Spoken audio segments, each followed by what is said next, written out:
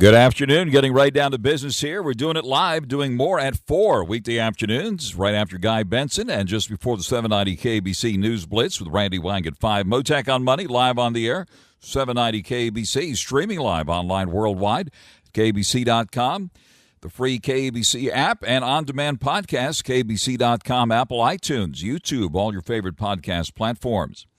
Stocks moving higher today with the Dow closing up by 81 points, the S&P 500 moving up 46, and the NASDAQ up 253 points. All this on the latest batch of corporate earnings reports and President Trump's new deadline to impose tariffs. Apple in the spotlight today. That stock finally coming to life. Apple shares up more than $10 at $213 and change. On news that Apple CEO Tim Cook will join President Trump at the White House to announce a new $100 billion investment in manufacturing here in the United States.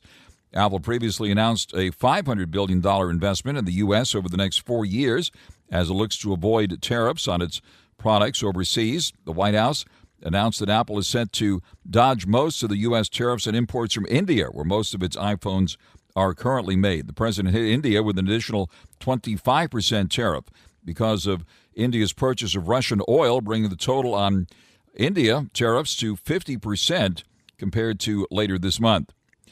Earnings parade continued with Disney's third quarter results taking the spotlight. Disney coming in better than expected. AMD shares moved lower after its mixed showing today, and Supermicro Computer and Snapchat parent company Snap, based right here in the Los Angeles area, so their shares moved lower after disappointing earnings news. McDonald's moving higher after the company reversed its sales slump here in the U.S. Trading partners, meanwhile, scrambling now to strike trade deals before the president's new tariff deadline tomorrow. The Swiss president has flown to Washington trying to avert a massive 39% tariff on her country's goods. The president of Switzerland flying to Washington to meet with the president to talk to him about that. President Trump, meanwhile, announcing there's a good chance he would meet soon with Russia's president, Vladimir Putin, after an offer Russia made during a trip to Moscow by Special Envoy Steve Witkoff. The president also opened a meeting together with Putin and Ukrainian leader Zelensky, according to the Wall Street Journal. The president has floated the idea of eliminating federal capital gains taxes on the sale of homes. Where does that idea stand now in Washington? Getting a lot of attention. I'll discuss what's happening on that with Grover Norquist, president of Americans for Tax Reform. He'll be joining us live later this hour.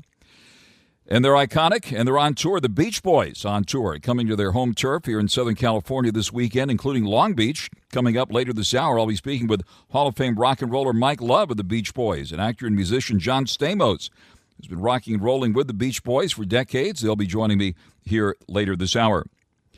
But first, on your money, the markets, the economy, the whole works now.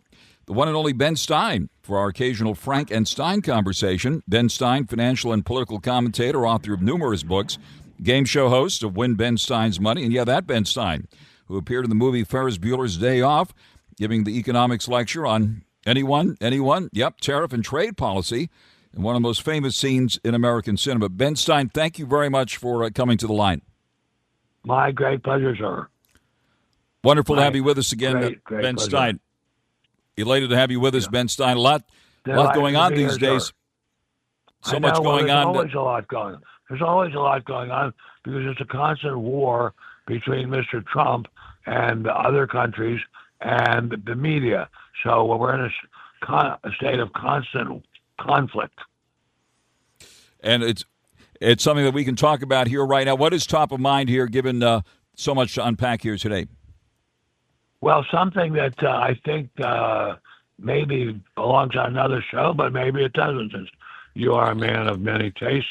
I'm stunned at the idea floated by Mr. Mamdani, I hope I'm pronouncing his name right, that if he is likely to be the next mayor of New York City, and he hates Israel. Interesting for a man who's likely to be the mayor of New York City. A city which is largely dominated by Jewish votes and Jewish politicians. And he's no friend of the Jews that I know of. But anyway, he has said that he would arrest Netanyahu if Netanyahu came to New York. And I don't think he has the authority to arrest the leader of a foreign country. And I think if he tried it, Mr. Trump would not allow it. And but what I see here is the beginnings of a civil war, and maybe we're already in the civil war. Did you ever think you'd say something like that? The leading candidate for mayor of New York promises to arrest the president of Israel? I never thought it would happen, and I still can hardly believe it's happening. And the whole New York City world is changing rapidly, dramatically, frighteningly. Apparently, a majority of even the Jewish voters in New York are anti-Israel at this point. And that I never thought would happen in a million years. But the world is changing, and the fact that New York is changing so dramatically is, to me, terrifying. Although I did not grow up in New York. I did go to college in New York. I worked at the Wall Street Journal in New York, and I never thought it would come to this. But as I say, the world is changing rapidly, and not always in directions we like. But I do like Mr. Trump an awful lot. On there live with Ben Stein, New York, of course, the financial capital of the world, and for the leading candidate for mayor, say he doesn't like billionaires. That's also pretty significant, right? He said he hates billionaires, and he wishes there was some way to get rid of them. And I keep thinking, well, there's no law that says the New York Stock Exchange has to be in New York. There's no law that says it can't be in Dallas, and everything done by internet or by, well, I don't know, by what, artificial intelligence or something. But that's all. As I say, the world is changing very dramatically, and I don't know how it's happened, but it has certainly happened, and it's a little scary for me as a Jew. I live in Beverly Hills most of the time, and it's just, well, I'm just awfully glad I'm there. Beverly Hills seems to me to be a haven for Jews, and I'd like it to stay that way. I'd like everywhere in the world to be a haven for Jews. And as I say, how it all happened so fast, I don't know. And especially how it happened after the incredible massacre of Jewish women and children and old people 2 Octobers ago. That you would have thought would be a generator of enormous sympathy for Jews, but apparently not, because there are so many stories about Israel mistreating children in Gaza.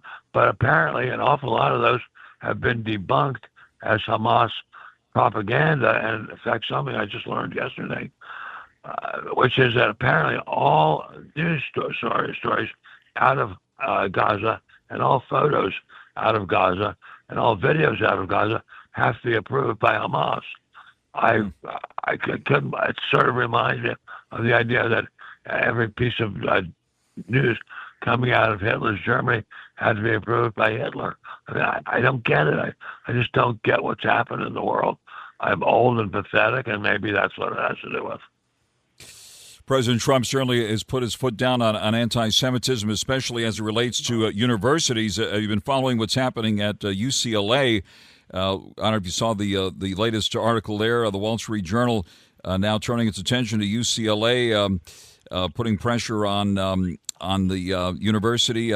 This after that big settlement recently of $6.5 million because of the way Jewish students were treated on the campus during the protest last year. What's your reaction to what's happening there, as well as at other universities?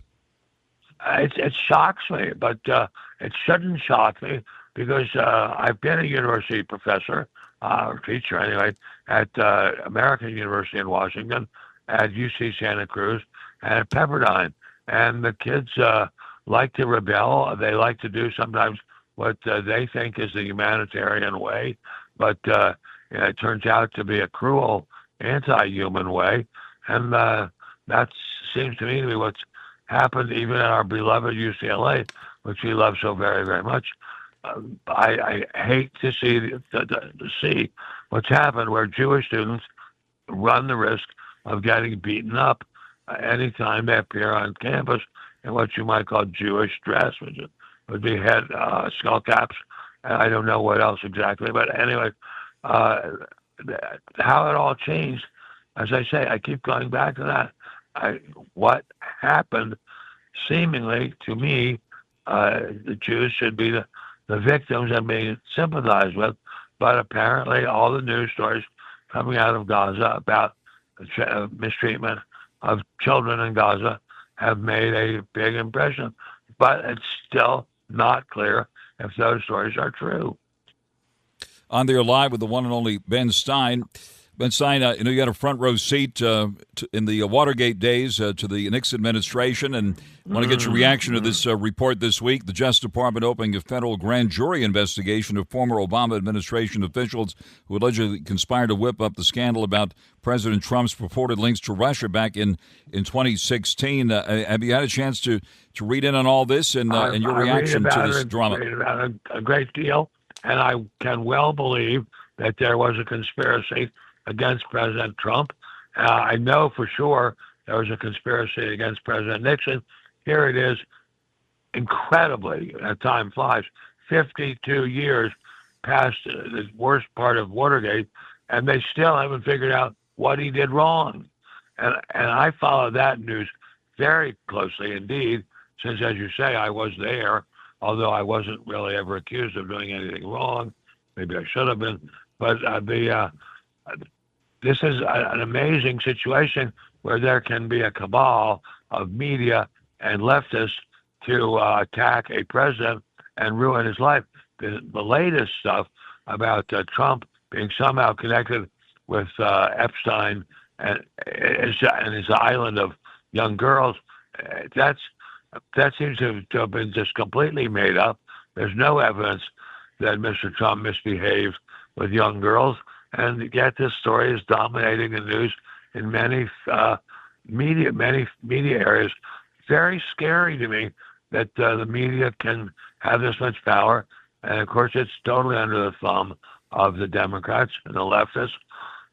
I beg the world's pardon if I'm wrong, but I don't see how this can be happening.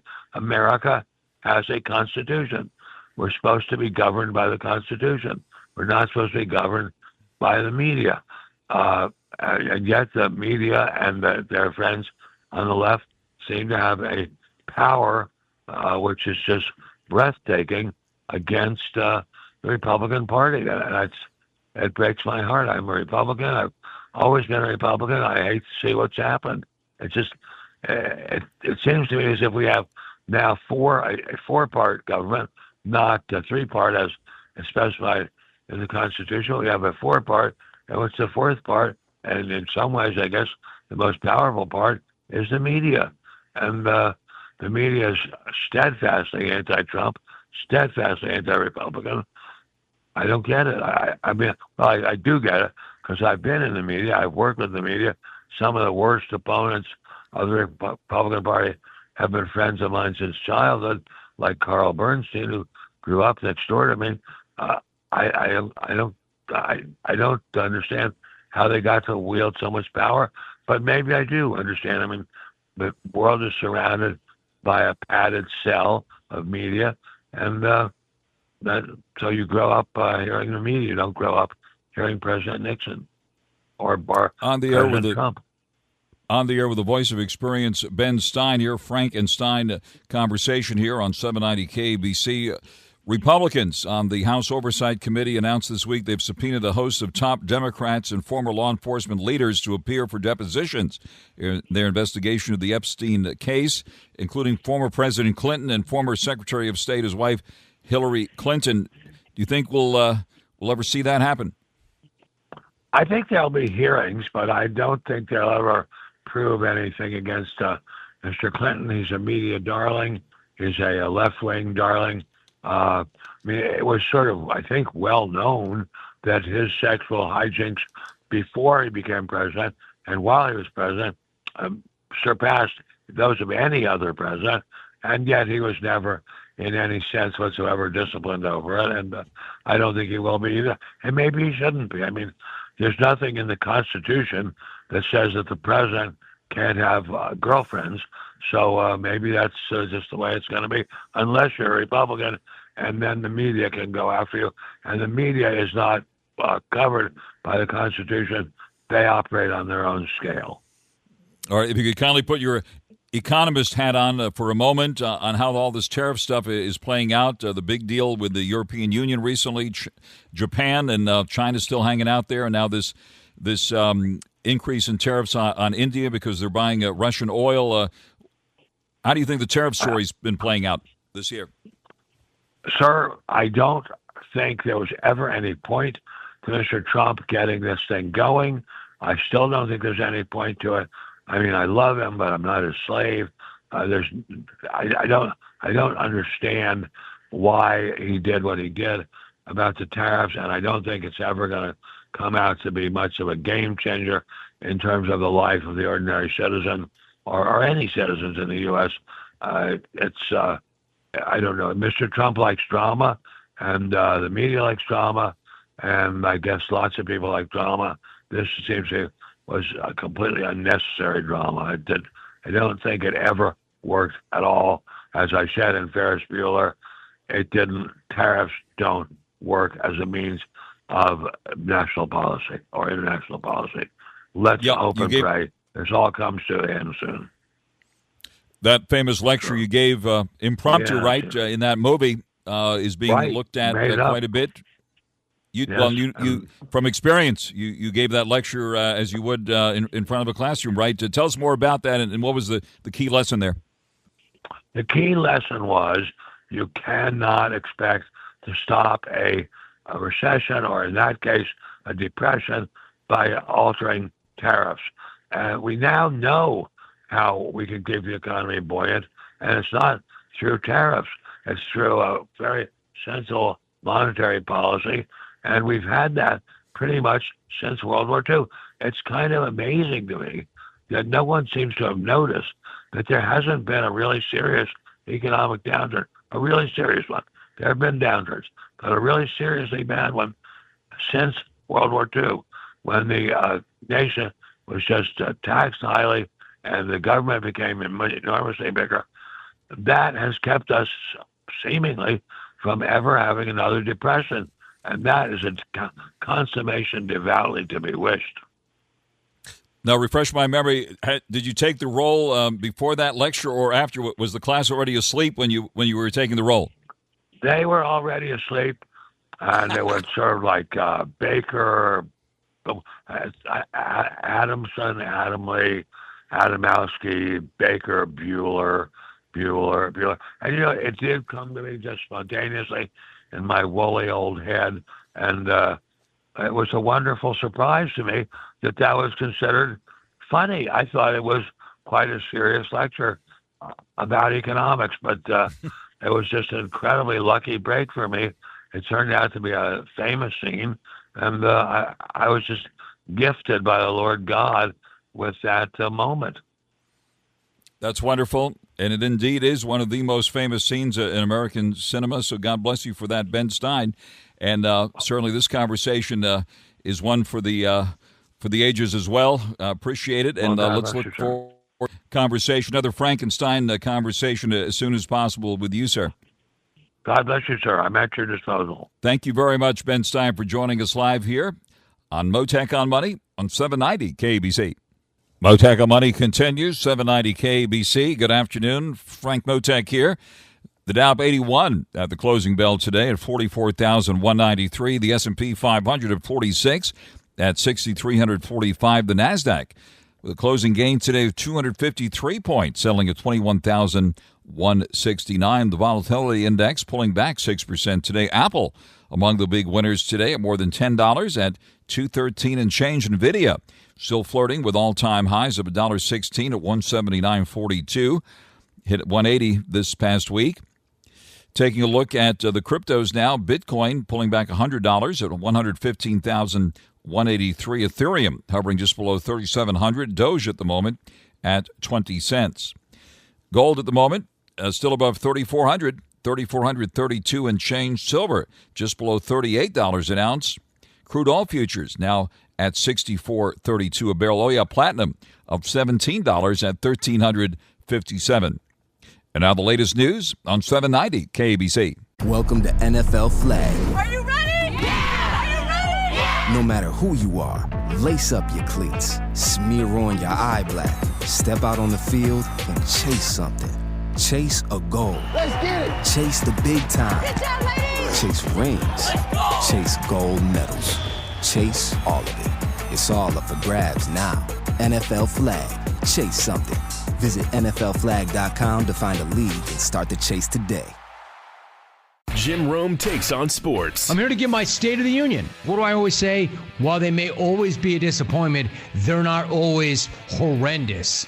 And that's why this season feels different. They just suck. He's the Spitfire of sports smack. We've got lava being flung and slung in every single direction imaginable. It's hard to even know where to start with this tsunami of bullcrap. The Jim Rome Show podcast. How are they doing? Follow and listen on your favorite platform. Mottek On Money continues here, 790 KABC. President Trump floating the idea of eliminating federal capital gains taxes on the sale of homes.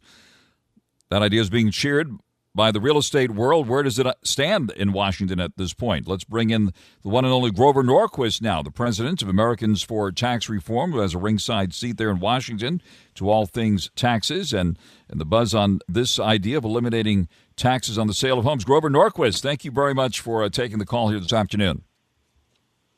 Yes. Well, the idea actually put forward by President Trump in 2019, a number of years ago, and he was a strong supporter of it.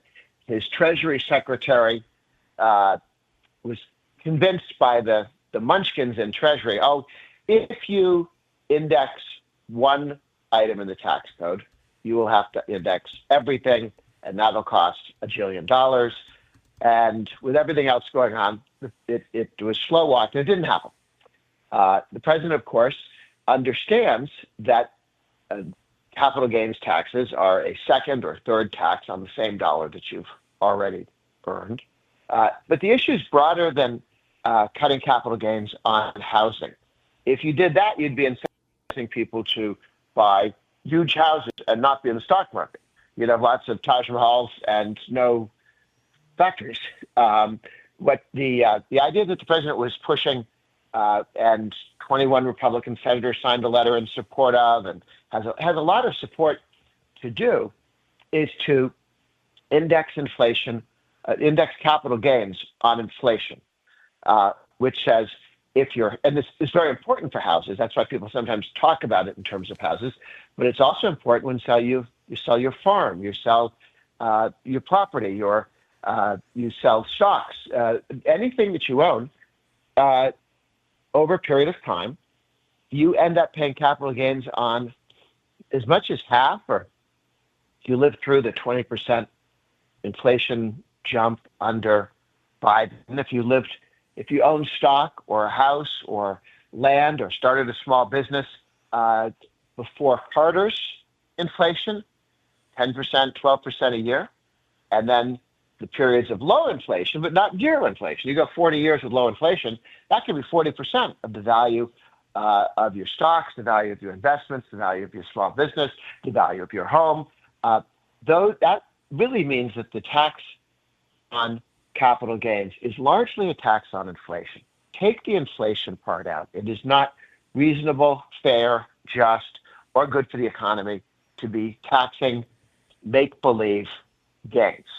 And so this idea that the president was pushing in 2019 is also being looked at for something we do either by the executive branch, the Treasury Department could do it by defining the cost basis of capital gains, forecast basis for capital gains, as what you paid for it plus the inflation that took place while you owned it. That would do the same thing as a law. And that can be done by Treasury, the Treasury Department. And there's some people looked into it many, many years ago and since looked through why legally that makes sense. That is something that can be done. So it would be huge. And you're right, the people the realtors, the people who buy and sell houses said this would solve a great deal of the market in houses being so illiquid. People who've had the house for 30, 40 years that would like to sell it and buy a maybe a smaller house for themselves or an apartment, have the resources to retire on, look at the cost of selling it and the capital gains tax on it. They go, we'll wait until we pass away and hand it over to our kids with the step up in basis. So people are holding on to properties, whether it's stocks, bonds, small businesses that they run, farms, ranches, hold them on longer than they want to, than they intended to, only because of the taxes. That needs to end. On the air live with Grover Norquist, president of Americans for Tax Reform. So everyone's on pins and needles in the real estate business, and people who are waiting for something to happen here. Is any legislation moving forward on this at this point? Well, there is legislation on the Senate side. Ted Cruz of Texas, who's a very competent senator, and when he supports some legislation, people will say, "Okay, let me read this. This is real. It's not something somebody's doing just for fun." And I have talked to leaders of the House and the Senate who believe it is both a good idea and they would like to see it done. The people who worried about SALT, state and local tax deductibility for homes, recognize that the high capital gains on housing has a similar damaging effect on people's houses, the value of people's houses, and it, as does state and local tax losing state and local tax deductibility. So people who work in California and in New York who are concerned about losing some or all the deductibility of state and local taxes, take a look at the idea of, for all your assets, indexing them for inflation as being the largest asset many Americans own. That is a big deal in reducing the damaging government tax on inflation. Are they, in fact, looking at the whole outdated capital gains structure at the moment? And you mentioned a whole bunch of interesting ideas at the beginning here. Is capital gains getting a total review at this point? Well, I think ultimately we shouldn't be taxing capital gains at all. Once you've paid taxes on it, whether you take that money and buy yourself a car or invest in stock, they shouldn't tax you again for that same dollar. But one of the reasons that we look at the exciting effort to end the double taxation on inflation due to capital gains taxes is that leading Democrats have supported this in the past. Schumer, who's a very left-wing leader of the Democratic Party in New York, the Senate leader, he actually got a bill passed that included this a number of years ago and gave us a speech, at least one that I saw in public. There may have been others, where he said it's just wrong to tax inflation. And the Democratic House back in the 80s voted to do this. So the Democrats have had a history of understanding. They tend not to like cutting the rate on capital gains, but they do understand the value of ending inflation. Now, because right now they're just sort of, we say no whenever Trump says yes, we say no. But it'll be hard for them to criticize it without being laughed at because of their history of recognizing that this is a good idea when it was their idea. All right, Grover, we have to stop there. I wish we had more time, but let's pick up the conversation as we follow this very, very closely and keep us posted on any other developments. And you have a lot of fans here, so be sure to check out the website, Americans for Tax Reform. Grover Norquist, president of Americans for Tax Reform, thank you very much for joining us live here on Mottek On Money on 790 KABC. Jim Rome takes on sports. I'm here to give my State of the Union. What do I always say? While they may always be a disappointment, they're not always horrendous. And that's why this season feels different. They just suck. He's the Spitfire of sports smack. We've got lava being flung and slung in every single direction imaginable. It's hard to even know where to start with this tsunami of bullcrap. The Jim Rome Show podcast. How are they doing? Follow and listen on your favorite platform. Mottek On Money continues here in 790 KBC. Rock and Roll Hall of Fame band The Beach Boys is on tour with a special tribute to Beach Boy Brian Wilson, who went to rock and roll heaven a few months ago. Beach Boys on tour, including the Long Beach Terrace Theater this weekend. And joining us now, the one and only Mike Love. And Mike Love, congratulations on your recent induction to the Songwriters Hall of Fame. Also with us now is actor-musician John Stamos, who has been collaborating with the Beach Boys for quite some time, also appearing on the select dates of their current concert tour. Mike Love and John Stamos, this is fantastic. Thank you very much for coming to the line here. Mike Love, tell us about your concert tour stops this weekend. We have a great weekend. We're doing Pechanga and Temecula on Friday, Rady Shell, which is a beautiful amphitheater in San Diego, on Saturday, and then we come to Long Beach to the Terrace Theater. And neither John or I have ever been to, but we're looking forward to it. Yeah, it should be fun. Frank, I got to tell you, I've been lucky enough and honored to play with Mike and the Beach Boys for 40 years. This 4th of July was my 40th anniversary.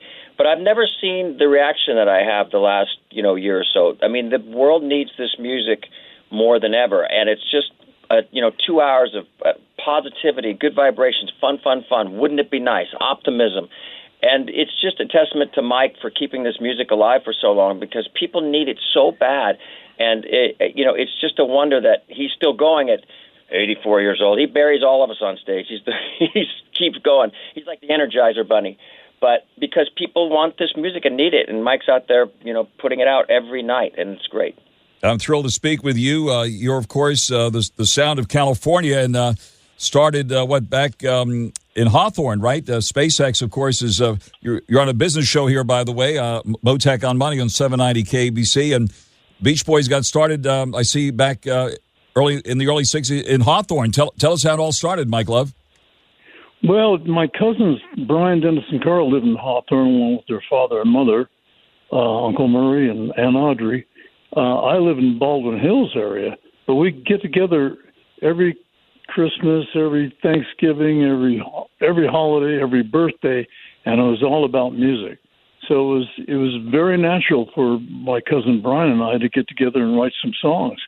And they caught on, and people all over the world. I remember seeing Surfing USA on the chart in Israel, and many of our songs in South Africa, Australia, all over Europe. So it was a fascinating journey. And now, of course, Brian Wilson, a blessed memory now, having departed just a few months ago. Will there be a special tribute this weekend to Brian Wilson? We have a tribute film that we've done, and I think John contributed to the doing of it, to the tune of a song that I wrote called Brian's Back many years ago. And people love it. It's very, very heartfelt.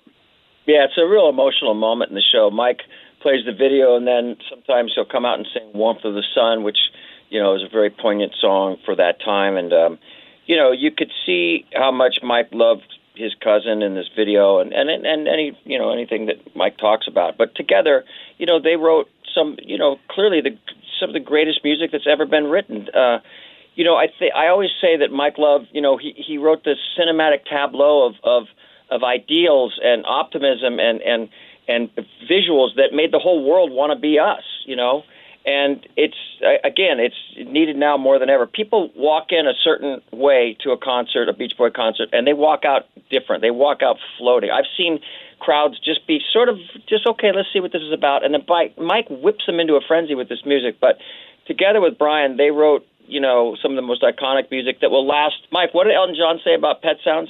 Elton John said that will be the one album that will be played forever.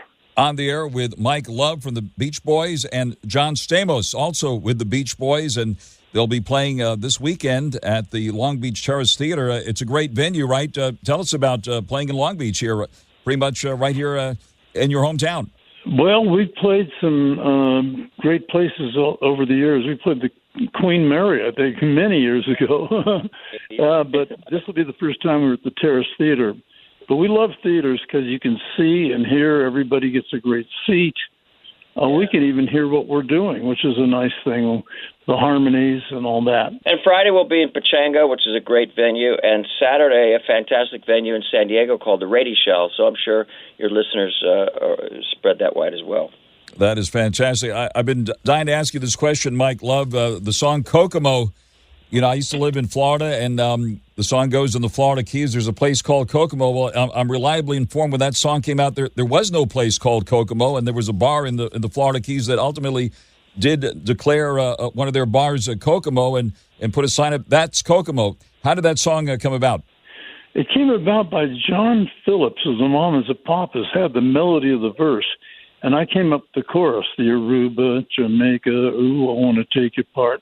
And then Terry Melcher, who's the producer, son of Doris Day, and he produced the Byrds and Paul Revere and the Raiders, very successful. He came up, ooh, I want to take you down to Kokomo to get there fast and take it slow. So it was a true collaboration. Was there a place called Kokomo, or was that fictional in that bar in Isla Mirada wisely named their bar Kokomo? I know a guy who had a resort in Florida. When he heard it, he said, we're going to name this place Kokomo. The Kokomo for John Phillips is just a state of mind. There is an actual Kokomo in Maui, on the island of Maui in Hawaii. So talk about your Kokomo cocktails, Mike. Oh, yeah, Club Kokomo. We have some primarily rum-based spirits that are really great, some RTDs and some bottles of rum, and we managed to imbibe in that for a little celebratory toast after our shows. Fantastic. What inspires your songwriting? You were just honored recently and inducted into the Songwriters Hall of Fame. What has inspired your songwriting over the years? I was inspired by the music, the harmonies, singing together and harmonizing. We loved harmonizing. When we started, it wasn't about money. It wasn't about fame. It was just about the love of getting together and harmonizing. And I think that's the secret ingredient of the Beach Boys, is the love that is implanted in those harmonies, along with the positivity and the subject matter, which is often fun. We did our surfing songs, we did our car songs too, and then we got a little more, a little more introspective with our Pet Sounds album. And and then Kokomo went to number one in 1988, 22 years after Good Vibrations went to number one. So we've had an incredible career spanning over 60 years. That's fantastic. John Stamos, you're the luckiest guy in the world as far as I'm concerned, having participated in all this and having had a ringside seat to all this, really the soundtrack of California. How do you feel being part of all this? Oh, man. I wrote a book last year called If You Would Have Told Me, and that's what my very first concert was the Beach Boys at, I was about 13 or 14 at the Universal Amphitheater, and there was no roof on at the time, And if you would have told that little kid sitting there who just loved the Beach Boys that one day I'd be, playing with them and being able to call Mike Love one of my dearest friends, I'm so grateful, and you're right. I just am the luckiest guy in the world. Just to watch it, to stand behind Mike and see the energy that he pours out. And I call this music heart music. It bypasses the brain and goes straight to the heart, and that's why you'll see 5-year-olds and 95-year-olds at these concerts. It's a real special thing, and it's important to get out and see it now. Mike's not slowing down, but we're all a little tired, and you never know when we'll be back this way. So come out to see. The Beach Boys in Southern California, America's band, it's nothing better. That's fantastic, and the key word here is love. Mike Love, your expression for love for California is undeniable. We can feel it when we can hear it. That's right. That's right. Mike Love and John Stamos. Anything else you'd like to mention? Oh yeah, there was a psychologist in Sheffield, England, who wanted to find out which songs made people feel the best, and there was a top 10, and we had 2 in the top 10. Number 1 was Kokomo, and number 8 was I Get Around.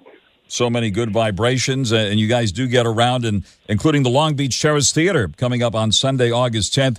What an honor to speak with you, Mike Love and John Stamos. We wish you all the best on your current concert tour, and thank you so very much for joining us here in 790 KBC. Thank you, Frank. Thank you so much for having us. Hey there, I'm Paula Penn, host of the Afford Anything podcast. I help people make the smartest money decisions possible because, let's face it, money's too important to wing it.